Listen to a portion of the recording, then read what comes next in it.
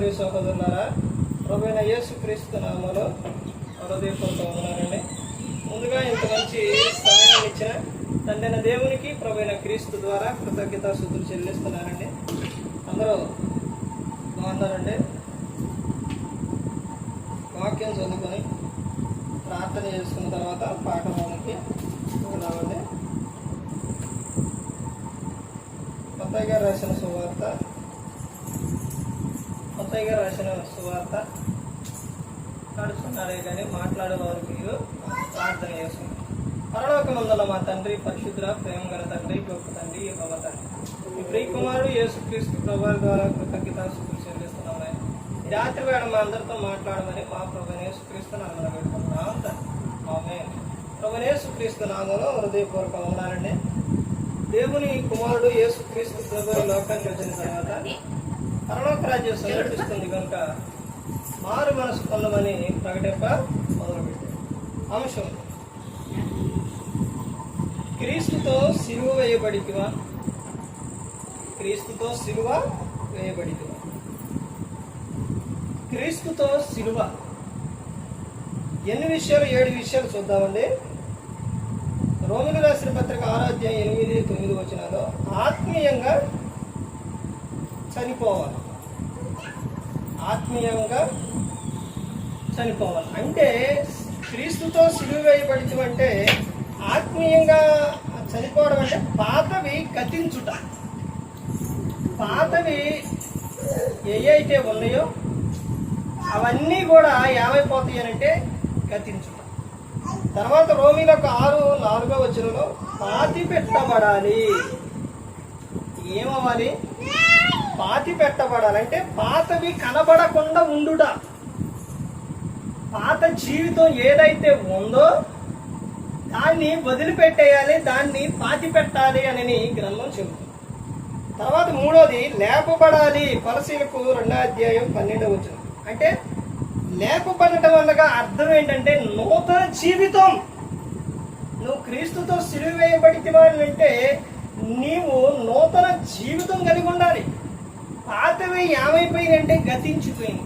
ఇక నీలో కనబడవలసింది ఏమిటి అంటే కొత్త జీవితం. రోమీలకు 6 అధ్యాయం 9 వచనంలో జీవించాలి. జీవించడం అంటే నిలవబడుము అని అర్థం. నిలవబడాలి. దేనిలో నిలబడాలి? క్రీస్తులో నిలబడాలి. ఎలా నిలవబడాలి? ఎలా నిలబడాలి అంటే క్రీస్తులోని నిలకడగా నిలబడాలి. పాతవి వదిలిపెట్టాలి. పాతవి అవన్నీ మరి గతించిపోతే ఆ తర్వాత నీవు క్రీస్తులో నూతనంగా జన్మించడం, ఆ తర్వాత నూతన జీవితం నువ్వు కలిగి ఉండటం. ఇక నీవు ఏమవ్వాలంటే క్రీస్తులో జీవించాలి. 5వ వచనం ప్రకటన గ్రంథం 3 అధ్యాయం 4 వచనంలో సంచరించాలి.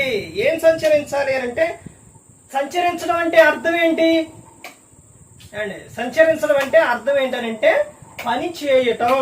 ఏంటి ఆ పని అని అనగా సిలువ క్రీస్తుతోని ఆయన చేసిన పని, ఆయన చేసిన పరిచర్య, ఆయన చేసిన బోధించిన బోధ, ఆయన చేసిన విధానం, ఇవన్నీ కూడా మనం ఏం చేయాలంటే సంచరించాలి అనగా పని చేయాలి.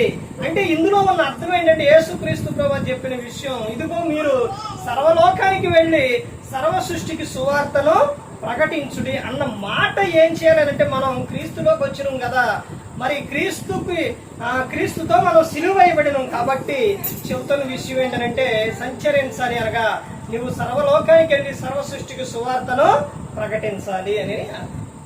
తర్వాత చెబుతున్న విషయం 6వ వచనం ఏం చెప్తున్నదంటే ఎఫెసీయులకు 2 అధ్యాయం 7వ వచనంలో కూర్చోవాలి. కూర్చోవాలి ఏంటది? కూర్చోవాలి. ఎక్కడ కూర్చోవాలి? దేవుని సన్నిధిలో కూర్చోవాలి.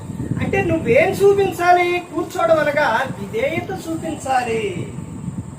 ఏం చూపించాలంటే విధేయత కలిగి నువ్వు జీవించాలి. 7వ విషయం చెబుతున్నారు కదా రోమీలకు 8:17 వచనంలో మహిమపరచబడుదుము. అంటే మహిమపరచబడుదుము అని అంటే ఘనత. అర్థమవుతుందండి? ఘనత. ఇక్కడ చెప్తున్న 7 విషయాలు కూడా ఒకటి ఆత్మీయంగా చనిపోవాలి, పాతి పెట్టబడాలి, లేపబడాలి, జీవించాలి, సంచరించాలి, కూర్చోవాలి, మహిమపరచబడుదుము అనే విషయం 7 విషయం. వీటికి ఒక్కొక్క అర్థం ఉంది. ఆత్మీయంగా చనిపోవడం అంటే పాతి పెట్టబడుట, పాతి పెట్టబడాలి, పాతివి గతించుట, పాతి పెట్టబడాలి అనగా పాతవి కనపడకుండా ఉండుట, తర్వాత లేపబడాలి అని అంటే నూతన జీవితం కలిగి జీవించాలి, నిలవబడము, పని చేయము, విధేయత, ఘనత, ఇవన్నీ కూడా కనపడుతూ ఉన్నాయి.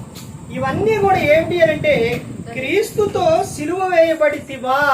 నువ్వు క్రీస్తుతో సిలువ వేయబడితే నువ్వేం చేస్తావంటే ఆత్మీయంగా చనిపోవాలి. అనగా పాతవి ఏవైతే ఉన్నాయో వాటిని ఏం చేయాలి?